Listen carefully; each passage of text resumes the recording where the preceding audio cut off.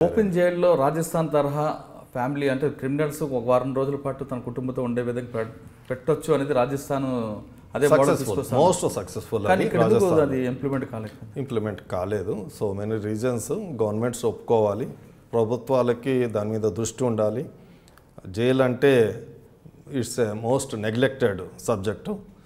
Jail ఆఫీసర్లు కూడా most unsung heroes of the society. సొసైటీలో మానవ సేవ చేస్తున్న వాళ్ళు ఎవరు అంటే జైలు అధికారులే, జైలు సిబ్బంది. కానీ వాళ్ళు చేసే సేవలకి గుర్తింపు లేకుండా పోతుంది.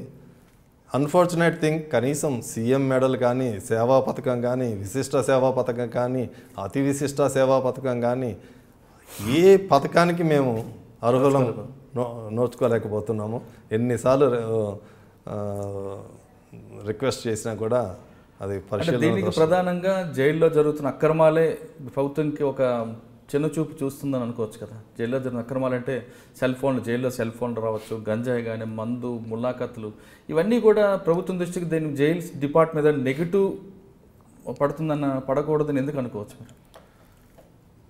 ఎక్కడున్నాయి సెల్ ఫోన్స్? ఏదో 98% prisoners are they don't use it. ఈ 2% ప్రిజనర్స్లో కూడా ఫైనాన్షియల్లీ సౌండ్ ఉన్న వాళ్ళు ఎంతమంది ఉంటారు? చెల్లపల్లి జైల్లో ఒక 2000 మంది ఉంటే అందులో ఫైనాన్షియల్లీ సౌండ్ ఉన్న వాళ్ళు ఎంతమంది ఉంటారు? 4-5 ఉంటారు, 10 మంది ఉంటారు. ఆ 10 మంది వీళ్ళని కాదని సెల్ ఫోన్లలో మాట్లాడి వాళ్ళు ఏంటి? వాళ్ళు ఆర్గనైజ్డ్ క్రిమినల్సా? కాదు. మాఫియానా? కాదు. టెర్రరిస్ట్లా? కాదు. మరి వాళ్ళకి అంతా సెల్ ఫోన్లతో ఏం అవసరం ఉంటుంది? ఆ సెల్ ఫోన్ తోటి సొసైటీకి జరుగుతున్న అన్యాయము, నష్టం ఏం జరుగుతుంది?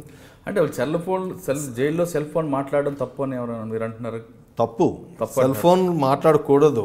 కానీ దానికి ఏం చేసామంటే 2011లో నేను దాని గురించే పర్టికులర్గా కలకత్తా వెళ్ళి డమ్డమ్ జైలుకి వెళ్ళి స్టడీ చేసి అక్కడ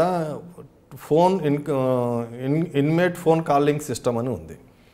ఆ సిస్టమ్ని తీసుకొని వచ్చి గోపీనాథ్ రెడ్డి గారి పీరియడ్లోనే ఆ సిస్టమ్ని ఇంట్రడ్యూస్ చేయడం జరిగింది. వారానికి 2 సార్లు వాళ్ళ ఫ్యామిలీతో మాట్లాడడానికి అవకాశం కల్పించడం జరిగింది. చాలా రేట్ ఎక్కువ ఉండడంతో వాళ్ళు ఇబ్బంది పడ్డారని ఉంది.